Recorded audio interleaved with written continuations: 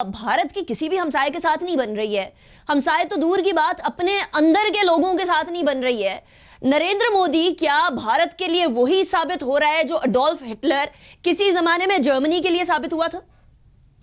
Anika, I think you are absolutely dot right, क्योंकि जिस तरीके से नरेंद्र मोदी ये हिटलर को फॉलो कर रहा है, उसके नाजीज्म को वो यहाँ पर आरएस विंग के साथ हिंदुत्व का प्रचार कर रहा है, एब्सोल्युटली कर रहा है इसी तरह। और जिस तरह से हिटलर ने जर्मन को तबाह किया था, इसी तरीके से अनकरीब इंशाल्लाह देखेंगे कि ये नरेंद्र मोदी जो एक बहुत बड़ा हिंदू एक्सट्रीमिस्ट इंतहा पसंद है, ये इंडिया के हिस्से बिखरे करेगा। और अगर सोवियत यूनियन इतनी बड़ी फौज के साथ 15 रियासतों में तकसीम हो सकती है, तो मुझे यकीन है कि अनकरीब इंडिया भी इसी तरह अपनी डिफरेंट रियासतों में तकसीम हो जाएगी।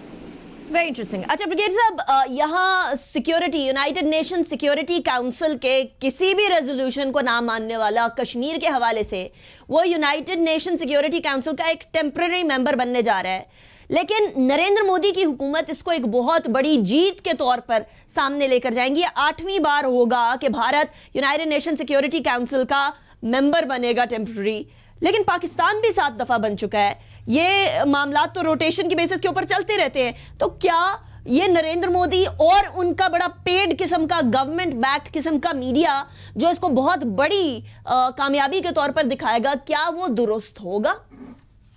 देखिए, ये एक बहुत ही अफसोसनाक बात होगी कि पहले 7 दफा पाकिस्तान भी रह चुके हैं और इंडिया भी रह चुके हैं गैर मुस्तकिल मेंबर, ये कोई आम बात है।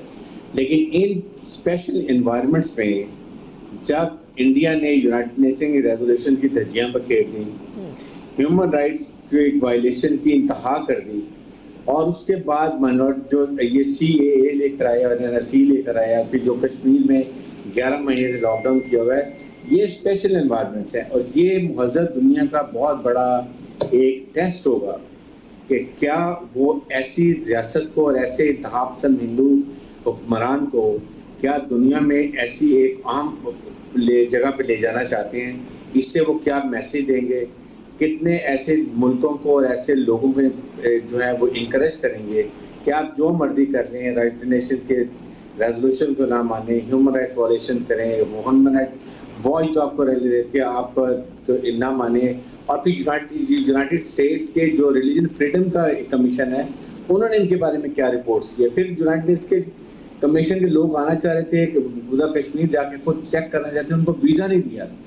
ऐसे मुल्क को इस वक्त अगर वो गैर मुस्तकिल भी मेंबर बनाते हैं, तो इससे मेरे ख्याल में यूनाइटेड नेशन के लिए बहुत बड़े सवाल पैदा हो जाएंगे।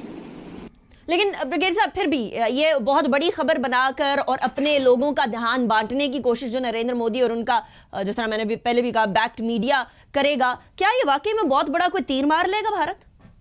आई थिंक ये वो इनके लिए शर्म है जो चाइना ने इनका मुंह काला किया है, या पाकिस्तान ने 27 फरवरी को किया था, और अभी एक जगह फ्लैग ऑपरेशन करते हैं, फिर भी करेंगे। ये इन चीज़ों को कवर अप करने के लिए, क्योंकि इनकी अवाम अब इनकी फौज से और इस हुक्मरान जनता पार्टी से बहुत सख्त नाला है, बहुत ही वो शर्मिंदा है, वो इनसे बहुत ही दूर होना चाह रहे हैं और बहुत आवाज़ें उठ रही हैं।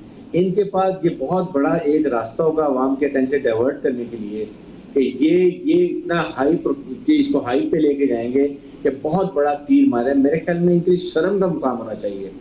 और यूनाइटेड नेशंस के लिए, इवन जो मुल्क हैं, उनके लिए भी ये सोच का लम्हा फिक्रिया होगा कि क्या ऐसे मौके पे ऐसे मुल्क को कोई भी जगह पर जिम्मेदारी देनी चाहिए जिसका वो नाअहल है, और उसने जो है ह्यूमन राइट्स की वायलेशन की इंतहा कर दी है। मेरे ख्याल में इससे ज्यादा कोई नहीं हो सकता। और सबसे बड़ी एक और शर्म की बात कि दुनिया में रिकॉर्ड होगा अनिका के 20 लोग इंक्लूडिंग कर्नल एक गोली चलाए बगैर जूतों, लातों, घूसों से और पत्थरों से मार दिए जाएं, और इस कौम को शर्म भी ना आए। राइट। अच्छा ब्रिगेडी साहब, भारत हमेशा घर में घुस के मारने की बात करता रहा पाकिस्तान के मामले पे। आपको याद है 2019 फरवरी के अंदर भी ये वाले नारे बड़े बुलंद होना शुरू हुए थे कि पाकिस्तानियों को घर में घुस के मारेंगे।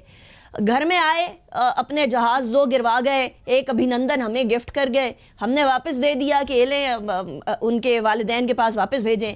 फिर हुआ उनके साथ ये मकाफाते अमल कुछ ऐसा हुआ कि चीनियों ने वाकई में इनके घर में घुस के मारा है, इनको अच्छा खासा मारा है, और 20 लोगों को जाँ बहक होना ये कोई ऑफ कोर्स किसी तरीके की छोटी बात नहीं है। तो ब्रिगेडियर साहब, क्या भारत को इस तरह के जिंगोइस्टिक नारे लगाना, इस तरह की जंगजुआना किस्म का रवैया अपनाना अपने नेबर्स के साथ, अपने हमसायों के साथ बंद कर देना चाहिए? एंड यू थिंक कि किसी में इतनी अकल होगी भारत के टॉप केडर्स के अंदर कि वो वाकई में अपने हमसायों के साथ कोर्डियल रिलेशनशिप्स की तरफ जाएं? आई थिंक अब राइट टाइम है कि इनको ये सोचना चाहिए कि क्या वजह है कि आपके तमाम नेबर्स आपसे नाराज हैं और आपने उनसे जो है जमीन के तराजे किए हुए हैं, चाहे वो बांग्लादेश ले लें, फिर आपके सामने भूटान जैसे मुल्क ने इनके सामने खड़ा हो गया है, नेपाल जो कि लैंड लॉक है और वो टोटल डिपेंडेंट है इनकी एडमिनिस्ट्रेशन के ऊपर, जैसे पाकिस्तान के साथ अफगानिस्तान है, वो इन जैसे खड़ा हो गया। उसने काला पानी और वो जो लिपक लेक है उसको भी अपने एरिया में शामिल करके नक्शा इशू कर लिया 2/3 मेजॉरिटी के साथ पार्लियामेंट में। ये इनके मुंह में बहुत बड़े तमाचे हैं। और उसके बाद चाइना को देखें, पाकिस्तान को देखें, कोई मुल्क है जो इनसे खुश हो, और उसके बाद ये घुस के मारने की बात करते हैं। तो अब तो मेरे ख्याल में आपको इस शर्म आनी चाहिए कि जिस तरीके से चाइना ने आपके मुल्क की अपनी सरहदों में अंदर आके आपको मारा, क्योंकि आपने शैतानी की। चाइना मुल्क नहीं है जो कभी छेड़छाड़ करता हो। जब आपने उनको मजबूर किया तो उन्होंने उस बुरी तरीके से मारा, और जो आप हारे को कहते हैं घुस के मारेंगे, आपको उसका जवाब मिल गया। और आइंदा के लिए अगर आप में शर्म है, आप में अगर इतनी जुर्रत है, आइंदा पाकिस्तान से माजरत करें और कहें कि हमारी अफवाद की जुर्रत नहीं है कि हम आपके इलाके में घुस सकें, हम इसके लिए माजरत ख्वाएं, और आइंदा के लिए हम कभी फ्लैग ऑपरेशन या मिस एडवेंचर नहीं करेंगे जिससे हमें और अपनी कौम की शर्मिंदगी दिखानी पड़े। राइट ब्रिगेडियर साहब,